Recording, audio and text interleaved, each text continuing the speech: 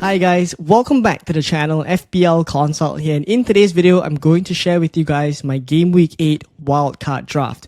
Now the reason why I'm recording this video and releasing it so early is because I myself have already hit the chip. The moment the Gameweek 7 deadline passed, I already activated my Gameweek 8 Wildcard, and it's simply because this was the plan for my team all along, and I'm very sure that I will be activating the Wildcard. So I want to take advantage of price rises, and therefore I've already loaded my first draft into my actual FPL squad. I'll show you guys how that first draft looks like and also talk through why I've chosen some of these players as well. So if you guys enjoyed today's video, please do drop a like, please do subscribe as well.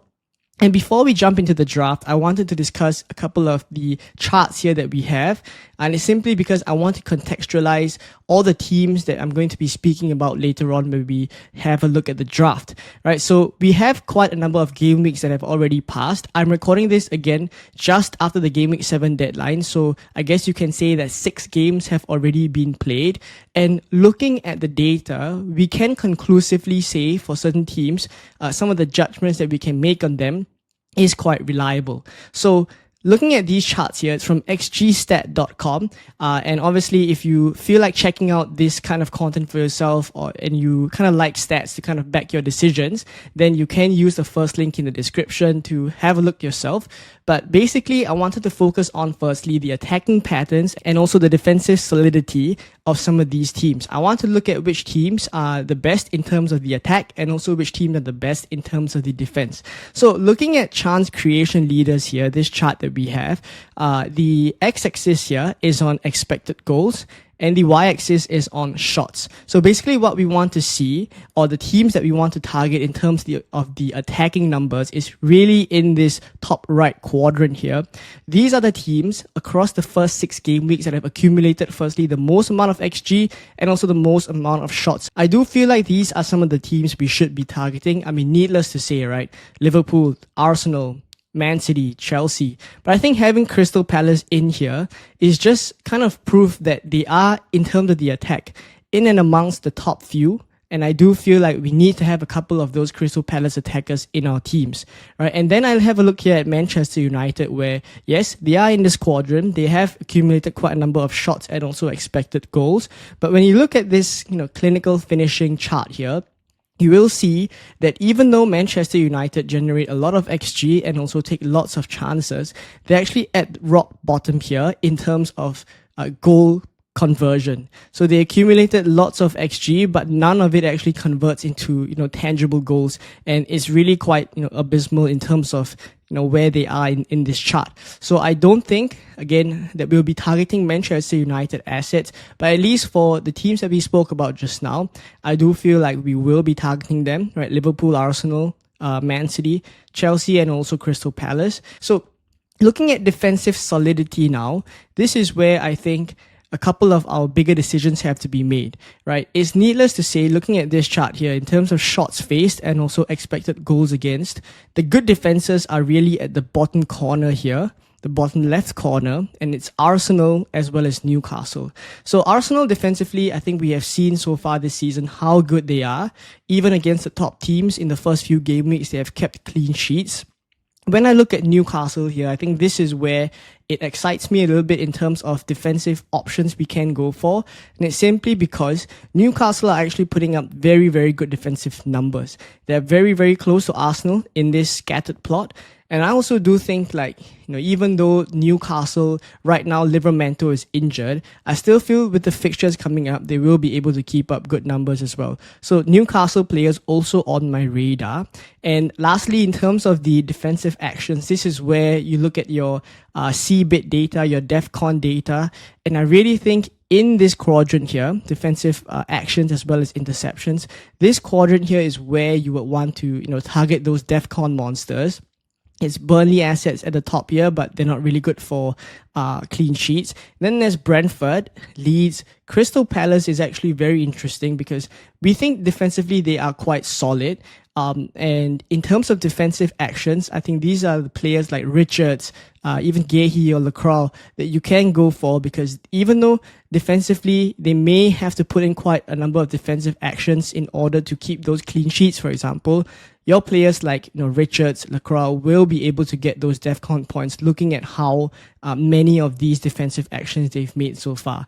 And needless to say, Everton is in here as well. Tarkowski, definitely one to look at. And then from Sunderland, this is where they're creeping in here. I think Alderete is someone you can look at. Xhaka as well is someone who has put in lots of defensive actions in the midfield, so we'll speak about him later on as well. So now that we've kind of contextualized all the teams in terms of the attack and also the defense, let's have a look now at my Game Week 8 wildcard draft. So this is how my first Game Week 8 wildcard draft looks like, and this is the exact team that I've loaded into my FPL squad right after the Game Week 7 deadline to take advantage of price rises for some of these players. So I'll start off in goal with Nick Pope, and the reason why I've gone for Nick Pope over someone like David Raya is because I prioritize having double Arsenal attack over double Arsenal defense. I already have Gabriel, Saka and Gyökeres, and that's 3 Arsenal players. So that leaves me a free keeper spot here to go for Nick Pope. I do think, like we saw in the previous section, that the Newcastle defense is actually one of the better defenses in the league this season. Fixtures moving forward are really good, and I think Nick Pope also does save me 0.5 million over David Raya. So I have high hopes for Nick Pope that he'll be able to match David Raya over the next few game weeks. And in fact, Raya does also feel like a 2 or 6 pointer kind of player. So I think it's not the worst thing in the world going for Nick Pope. And then in defense, I have Gabriel, as we spoke about just now. He's a bit of a non-negotiable for me, as is Senesi, who is a bit of a DEFCON monster and plays for a very strong Bournemouth defense. So really my differential here in the starting 11 defensively is Diouf. Now the reason why I've gone for Diouf, apart from his attacking numbers being very strong, he's actually gotten 4 assists so far this season, is because I think right now in Game Week 8, there's a bit of an opportunity to capitalize on. Nuno has just come into West Ham, and I think this run that they'll be having moving forward, starting from Game Week 8 where they play Brentford, they will have Leeds as well as Burnley in the next few game weeks as well. This is a great run of fixtures for Nuno to start springboarding their form into a really good run, and I think like West Ham will have a bit of a bounce. So Game Week 8 wildcarders like myself, I think one of the main advantages is going early on these West Ham assets, where maybe those who wildcarded in Game Week 6 can't do so immediately or don't want to waste a transfer on that. So Diouf is in here, and in fact his defensive contribution numbers are also not too bad as well. So a bit of a differential in Diouf. On the bench, my defensive assets are Richards as well as Rodon. Richards, as you saw just now, Crystal Palace are actually really good for DEFCON numbers. In terms of all their players putting in DEFCONs, I think Richards as well as Lacroix is the ones to look at. But I've gone for Richards here as a bit of a cost saving. And then Rodon here is mainly looking at Leeds also as a bit of a bench boost option moving forward into the next few game weeks. That is the plan, and I'm also not locking in which week I want to bench boost. I'll speak about that chip in the next section when we kind of look at my bench over the next few game weeks, but I think it does help me to diversify a little bit instead of going for like an Estef, doubling up on Burnley defense because I already have Dubravka, and also instead of going for someone like an Alderete where he plays for Sunderland, and I also have a midfielder from Sunderland in Xhaka, I just prefer to diversify my assets. So that's why Rodon is here as my 4.0 million bench fodder. And then in midfield, there is Saka, Semenyo, Enzo Fernandez, as well as Ismail Assar, and then first on the bench is Granit Xhaka. So I'll speak out the obvious ones first. Semenyo is definitely not leaving the team. He's one of the best midfielders in the game so far this season, and he's on set pieces, he's on penalties when Kluivert is not playing. There's just so much to like about Semenyo that there's no reason to remove him. Now Saka here is in with a bit of a play on the next few game weeks as well. I mean, firstly, in and of himself, he's a great asset to have. I think he would be a bit of a differential as well. Not a lot of people are moving to Saka right now, but because I'm wildcarding, I can just get him in right away for this good run of fixtures that Arsenal will have. But he also helps me to hold that price point in midfield, that if I want to move to Cole Palmer, I can very easily do so once Cole Palmer comes back. When Liverpool's fixtures start to get very good again, I can do Saka to Salah quite easily. So he's in here with a bit of that play on the future game weeks.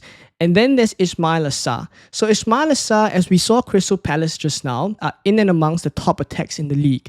And I think Ismail Assar is just a really good cheap entry instead of going for someone like Mateta. And I prioritize other forwards over Mateta as well. So Sarr, back from injury, maybe they may manage his minutes a little bit as well, but I think he's a great investment for the long term. Now, looking at Enzo Fernandez, the reason why I've included him in here, I think it's a bit of a wait and see as well on what we hear about Palmer during the international break. But Enzo Fernandez playing the attacking midfield role does excite me a little bit in terms of his prospects. I think he could be a bit of a game breaker because I don't think a lot of people will go for Enzo Fernandez, but there are a lot of things to like about him when he does play the attacking midfield role. Enzo Maresca did say that he does feel Enzo Fernandez is more of an attacking midfielder than, a central or defensive midfielder. And that's great, right? It also means that he's given the license to go forward a little bit as and when he can. Very nailed for 90 minutes. If Cole Palmer is managed in the next few game weeks, Enzo Fernandez stays on that pitch longer than Cole Palmer, he could be the one taking the pens. And also, from open play, he does have quite a bit of threat as well. And he's on a few set pieces, like corners. So I think Enzo Fernandez is a bit of a differential asset that I'm choosing to go for, also to cover the Chelsea fixtures moving forward that are really good. And then Granit Xhaka on the bench, he actually racked up 20 defensive contributions in Sunderland's last game in game week 6. I'm saying game week 6 because I'm only recording this just after the game week 7 deadline. But yeah, Xhaka is great for DEFCON contributions, and I just think that he's my 5.0 million asset that I'm choosing to go for in midfield. And up front, Haaland is a non-negotiable. Gyökeres is someone that I would still have. I mean, having Saka and Gyökeres pretty much just means that whoever has pens, I would have it in my team. And I do think that moving forward, looking at Arsenal's fixtures, I think attackingly they could get quite a number of returns considering the way that they're playing. And then full flow right now, I have every confidence in double Arsenal attack over double Arsenal defense. And then it's Jarrod Bowen. Now, Jarrod Bowen is again a bit of a play on this new manager bounce for West Ham. He has Brentford in game week 8, but really, again, the opportunity that I'm trying to capitalize on is the new manager bounce for West Ham. And then looking at my goalkeeper on the bench, that is the only player I haven't spoken about. Dubravka is still the only 4.0 million keeper that I'm confident will start every single game for the next few weeks where I want to bench boost. There is a bit of consideration that I'm giving to Carl Darlow, but Perry may be coming back from injury quite soon, and that could mean that Darlow could lose his place back to Perry. So Dubravka really is just a player that I just can be very sure that he will start the coming few games for Burnley. So aside from that, Xhaka, Richards and Rodon I've already spoken about. So this whole squad value is a 99.5 million kind of a squad, and it's mainly going to be a 3-4-3 formation that you would be adopting with this draft moving forward. So again, a very early first draft, but I think I capture a lot of the teams that I will want to target, whether it's in the defensive aspect or in the attacking aspect. And the fixtures for a lot of these players moving forward are very, very promising. So let's have a look now at the next section to show you guys a bit of my bench boost plans for this draft moving forward. And just a bit of a spoiler is also that I'm not locking in my bench boost to any specific week, particularly not game week 9, and there's a reason for that.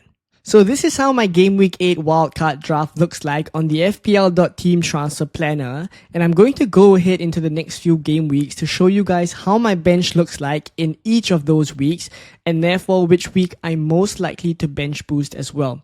So unfortunately in Game Week 8, despite how good my bench looks, I cannot use the bench boost chip because I can only play one chip per week, and for me that is already the wildcard chip. So unfortunately, Dubravka playing Leeds, Xhaka playing Wolves, Richards playing Bournemouth, and Rodon playing Burnley. I can't bench boost this week. I go ahead to game week 9, and you realize that the bench looks alright. Dubravka has Wolves, Rodon last on the bench has West Ham. It's Arsenal for Crystal Palace, So Richards there playing Arsenal and also Xhaka playing Chelsea. I think this is an alright bench. I could bench boost, but the reason why I'm not locking myself into a Game Week 9 bench boost is because Crystal Palace play Arsenal, right? Sa has Arsenal in my starting 11. Richards has Arsenal, who's on the bench. I think there could be weeks, as I'll show you guys later on, where my bench will look a little bit better as well. And another thing about locking in a bench boost 9 is that if I was certain I would do it in Game Week 9, I probably ditch some of the Crystal Palace assets. Maybe go for Minte in place of Sa, and maybe replace Richards on the bench with someone else who has a better fixture, potentially a Chalobah as well. But the reason why I don't want to do that is because I want to include Crystal Palace players in my Game Week 8 wildcard. I did say in the first section of today's video that Crystal Palace, in terms of the attack and also in terms of the defense, they are a team to target, and I want these Crystal Palace assets. So unfortunately, they play Arsenal in Game Week 9. It's not ideal. So looking ahead to Game Week 10, which is another week that I could consider using the bench boost. Arsenal for Burnley is not great, but I imagine this is a week that Dubravka will pick up quite a number of saves, and then on the bench for the other teams, it's decent enough fixtures, right? Xhaka has Everton, Crystal Palace for Richards here, they have Brentford, and also Leeds will be playing Brighton away. So it's alright fixtures, but this is where you see in the starting 11 as well that Bournemouth will be playing Man City. So potentially this is a week I could bench Senesi, but then again, this is likely a week that I can see Senesi picking up DEFCON points again, right? So still a week that I would consider is, reasonable to play the bench boost chip.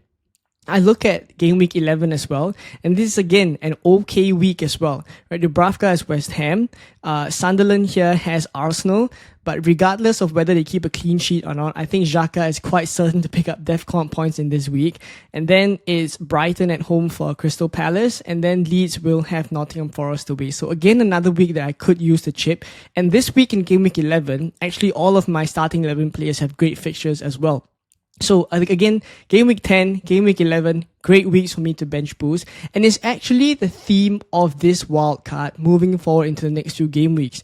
I again look at Game Week 12. It's decent fixtures again for all of these players. So my point is to say that I'm not locking in which week I'm going to bench boost, and it's really going to be a case where looking at how the teams are playing, particularly the promoted teams such as Burnley, Sunderland, Leeds, how they're playing and which week I think they will excel in, and then I'll use the chip. It would go likely more based on gut feel, but what I like about this bench is that it allows me to do that, not decide which week particularly I want to bench boost, have a bit of that fluidity as well. And moving forward, I will have transfers now and then. If my team value manages to build up as well, I could upgrade some of these bench players, and my bench will look even better when I bench boost. So unfortunately, I'm not going to lock in any week, but I think the most likely week that I would bench boost would be Game Week 10 here. This is probably the earliest I would bench boost. I don't think I would use it in Game Week 9 because of the Arsenal fixture for Crystal Palace. But going back to Game Week 8 again then, this is how my team looks like and also how the bench looks like. Unfortunately, it's looking good, but I can't bench boost this week. So let me know what you think of this Game Week 8 wildcard draft. If you are on a Game Week 8 wildcard, how does your draft look like as well? Am I missing some of these players that you are going for? Drop it in the comments below. And also, which week are you planning to bench boost if you are in a situation like me where you have your wildcard chip and you still have your bench boost chip? Let me know which week you are planning to bench boost as well. If not, I hope you guys enjoyed today's video. If you did, please do drop a like. Please do subscribe as well. And I will catch you guys in more Game Week 8 content coming very, very soon. Bye-bye.